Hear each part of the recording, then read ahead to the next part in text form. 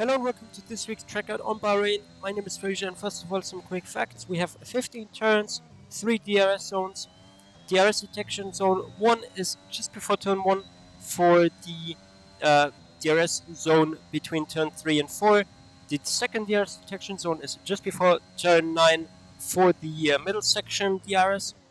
And then the last DRS detection zone is just before turn 14 for the start-finish detection DRS zone. You have the C4, C3, C2 tires, so you can go for soft to medium, though you have a smaller pit window of around lap 10, lap 11, where you can make both work. Also, we obviously don't need to bother about rain, because it's Bahrain. It's quite deserty around here, and yeah. So, first of all, going to show you the hot lap with commentary, after that the setup, and at the end the hot lap on its own. Hear you in a minute.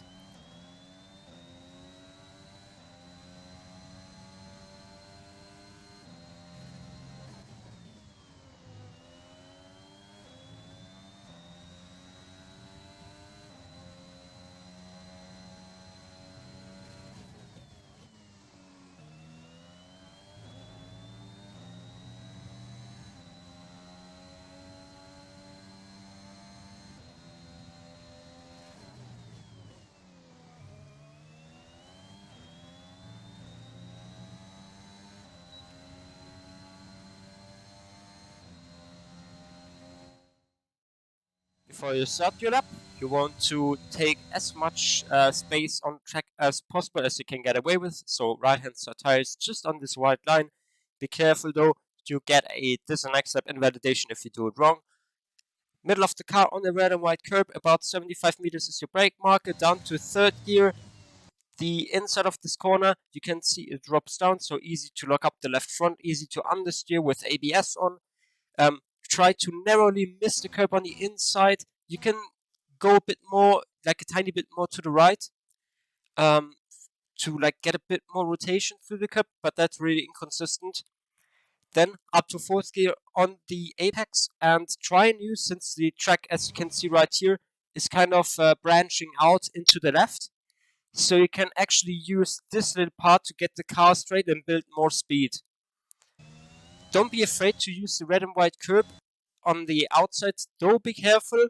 You need to have the middle of your car on the red and white curb, so the left hand side wheel is beyond the red and white curb. Otherwise, there's a highly likeliness that you will spin. Then, opening up the DRS for turn 1. For turn 1, you want to brake at the 100-meter board. Again, you want to take as much track as you can get away with for a better entry. So, 100 meters, just as you are getting to the 100-meter board, you already want to start thinking about braking. Down to second gear, as you can notice, the track is dropping down a tiny bit, and it's heavily on-cambered. There are a lot of approaches, like I'm doing right here. I'm like really close to the in-game racing line. You can also go deep, and then go for a cutback, so your car is like straight a bit sooner. Then up to third gear, as you pass the apex, get on the throttle as early as possible. Try to get on the throttle as you pass this apex. As you can also notice, the track surface is going up here, so accelerating too early might cause a spin, but a couple of meters further, this part here is even, so you can squeeze the throttle to build more speed for the next corner. The next corner, very heavily traction, well, you have some traction problems right here, which is due to the track surface as well. As you can see the racing line quite well right here, and the racing line gets really shallow over there. So that track elevation change is going to cause you the spin essentially. Up to third gear, then to fourth gear, as you come to the apex, you can cut quite a lot more. I think you can basically situate the middle of the car onto this transition between green astroturf and red and white curb, or this like rain gutter thingy right here. Very important. You can see how much I squeeze the throttle, about 95% right here. Then as I turn in, you need to just slightly lift off the throttle, not too heavily, because if you do it too heavily, you're going to mess up the weight transfer of the car too much, and essentially you're losing that vital grip that you need for this especially also the downforce you generate by going fast. So try to keep a steady acceleration through this corner with a variation of about 5 to 10%. Got as much of this curb as possible. Then as you pass the curb, if you notice a spin, you can try and lift off. The track is going up right here over a little crest, and you want to right the turn 3 curb completely. Be careful though, sometimes if you don't ride it well enough, your right hand side wheel will end up in this ditch and you will spin. So just keep that in mind. Left hand side wheel on the white line, and then follow this curb for a tiny bit. Then opening up the DRS for the second zone.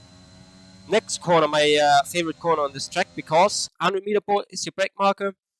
Down to third gear, and this corner is kind of on camber before here, and then it becomes off camber. So very interesting corner this, to have like the grip at the start of the apex, or like just before the apex, and then have this super understeer through the second part. But also quite a difficult traction zone turn 4, because if we look at the track surface, it's like going up right here, going kind of bumpy right here, and then the track right here drops down. So you have like a bit of on camber right here, and you're also going to stop turning there, so you can actually go onto throttle there, onto this part of the track. So you want to really be patient with the throttle application right here. Down to third gear, up to fourth maybe, yeah, up to fourth. At the apex, then about 50% until you reach this part where like the car you need to straighten out the car. Then just squeeze the throttle, see if the car sticks. If not, then just back off slightly. Then on the exit of turn 4, you want to again use as much track as possible. Right hand side wheel onto that white line right there, and keep the middle of the car on this red and white curb, and have the most important part is having that left hand side wheel beyond the red and white curb. If you have the left hand side wheel on the red and white curb, you're going to unsettle the car, you're going to most likely spin. So try and keep the middle of the car here. Then for the next corner section, try and again use as much track for a better entry, especially in those two next corners that you need here. Left hand side wheel beyond this red and white curb. Then as soon as you're like on the apex of this curb, you want to immediately turn in. Like you need to prematurely turn in so you actually make the corner correctly. Quite interesting corner. Keep it in 6th down to 5th gear. On the exit, then onto 6th again, I believe I do. Sometimes I do keep it in 6th gear. Sometimes I keep it in 5th, depending on how much rotation you need. 6th gear, immediately turn in, as I said. Then you can clip the inside curb a tiny bit for a bit rotation. Though be careful not to take too much. I feel like if you take the curb from on at the lower part with the right hand side wheel, it's okay. But any more than that, you're going to spin. Then for the next left-hander, 6th gear before you like turn in. Then for this, it's quite crucial to actually clip the curb, so it gives you rotation, which you definitely need right here. So you can actually make the left-hander without going onto this curb, because this curb, at least from what I remember, is quite buggy. If you have the like car on the middle of the curb, your car sometimes tends to like bottom out and you spin. Then for the hairpin, you kind of want to start braking just on the middle, or like just as you come to this like dark blue part right here, towards that edge. Then down to 2nd gear, try and get a bit more closer to the apex. Right there, I kind of missed it, so I lost like 0.5, 0.6 delta, 0.006, 0.005 delta, as you can see on the top right. Down to 2nd gear, slow in, fast out is the philosophy of this corner essentially. Like pretty much at hard, you need to take this advice at hard. Then down to 2nd gear on the exit, take a late apex so your car is straighter much sooner and you have more acceleration. Be careful, the inside is on cambered and you're dropping down, so it's easy to lock up the right front. And yeah, so just be mindful of that. Then up to 3rd gear on the apex, and be careful not to go onto this red and white curb, this is most likely will lead you to spin on the exit. As it's uphill, you have more grip on the rear tires, so it's easier to accelerate, but you need to also keep in mind you went through a couple of corners, the turn 4, which was off-cambered, so it's going to heat up the tires, then the right-left section, which is also tire killing or like overheating tire territory. So you need to be very mindful in the race to actually not spin right here. Then, coming to the famous turn 10 of this circuit, you want to brake at around the halfway mark of this curb right here. Then, brake hard, keep the steering straight. Very important, since we are dropping down and going into a left-hander, it's very easy to lock the left. So, trail braking is really important right here. If you have good trail braking, you don't look up. If you have no trail braking and your ABS, you're not going to understeer. 7th gear down to 6th gear right here. 5th gear, 3rd gear, 2nd gear. You want to take this in 2nd gear. Very important. You can notice how as I turn in more right here, you notice how I'm immediately lifting off the brakes, kind of hovering about 80-75%. Then as I turn in much more, I trail off the brakes even more. So about like this degree, I have 80%. Then looking at this, 50%, 40%, 30%, and then again, you need to prematurely accelerate for this corner. Because in your brain, you need to think, okay, I'm going to reach the apex, now I need to accelerate, because the action of you thinking, hey, I need to accelerate to your feet or to your right like finger. So essentially, you need to kind of think into the future. As soon as you pass the apex, accelerate up to 3rd gear for that extra stability. Don't go on that red and white curb on the exit, it's going to unsettle you quite a lot. Be very mindful with the acceleration as you are coming out of a downhill turn. So more weight on the front tires, less on the rear, so it's easier to spin. Let's let the car settle, like let the weight transfer and the weight distribution of the car settle. Then go ahead and full floor it for the 3rd DRS zone, down to turn 11 and 12. Turn 11, right here. This dark black thingy is your brake marker.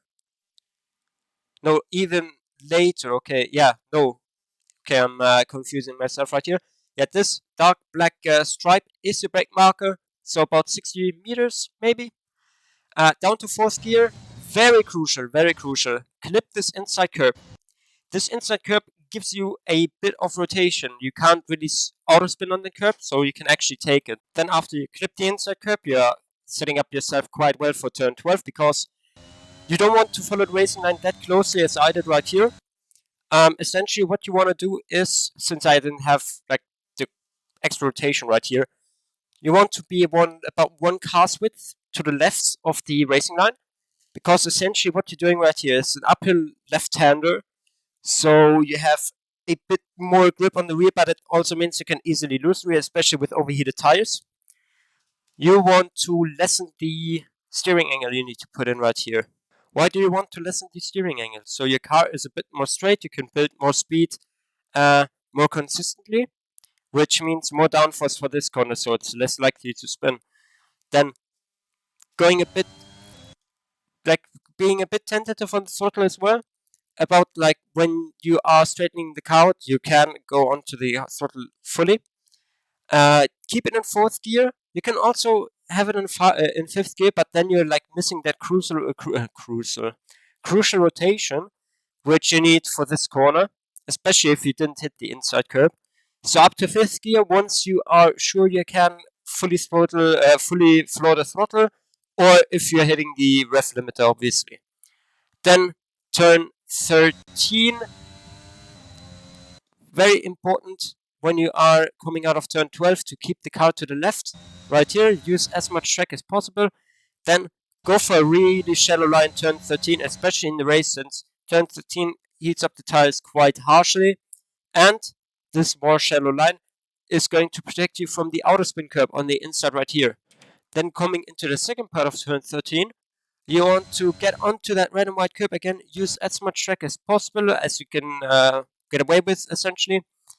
And about where that red, if you have the peripheral vision necessary, you can notice that on the right hand side, this orange bar, as soon as it disappears off your screen, you want to go ahead and brake.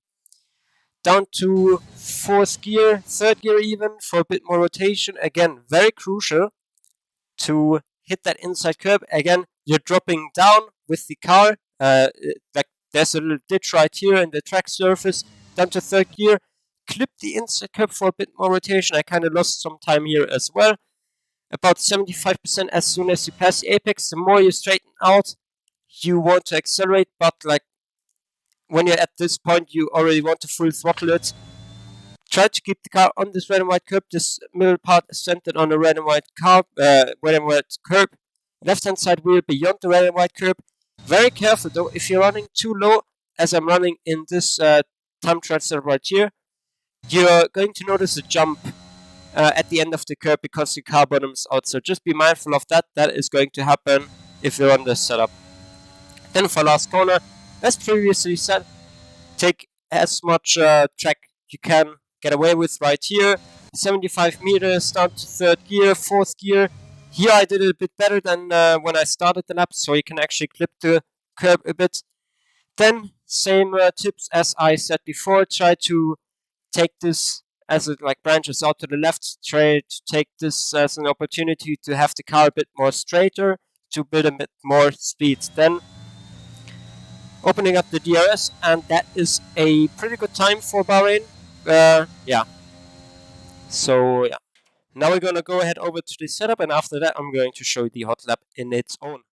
Looking at the setup, we have 810 wings, transmission 155, and suspension geometry right, left 0.07. You can add a bit more front, or you can just remove it if you want to. That's up to preference. Suspension 171717.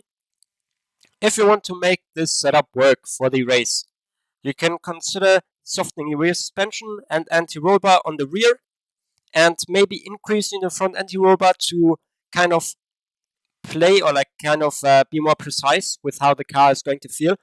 Though I think you're going to achieve more if you play with the on-throttle diff in the race itself. Also, you would need to raise the front right height so you don't have that moment out of turn 13 where the car kind of bottoms out, or if you go over curves, so the danger of actually spinning out is not that high. Brakes 150, tires 24.2 at the front and max at the rear. For the race, you should consider to put the front tire pressures around halfway and maybe asymmetrical, so you have asymmetrical pressures concerning the left-hand side, because the left-hand side, since it's a clockwise circuit, are going to be strained more, especially with those high-speed left-handers Bahrain has, compared to the right-hand side tires. So that is the setup. Now I'm going to leave you with the hot lap. I want to thank you for watching. Hopefully you have learned something, and I'm out.